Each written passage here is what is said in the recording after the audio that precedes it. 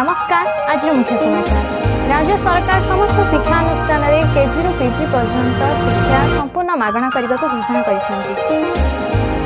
राज्य में नुआ दक्षता केन्द्र खोल मंत्री महालिंग कहते।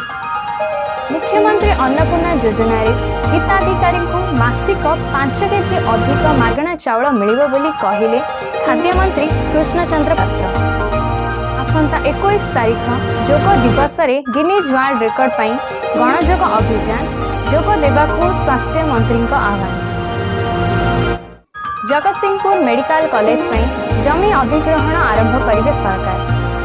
जून 25 रु 28 पर्यंत हेब तृतीय भुवनेश्वर फिल्म फेस्टिवल कार्यसूची उन्मोचन है। बारंबार अपील सत्वे शुणुना इस्कन पुणी जून 13 रे करिब न्यूयॉर्क रे रथयात्रा। इंग्लैंड रे आरंभ हैला महिला विश्वकप उद्घाटन मैच रे मुहांमुही इंग्लैंड और श्रीलंका। भारत और पाकिस्तान मैच रविवार।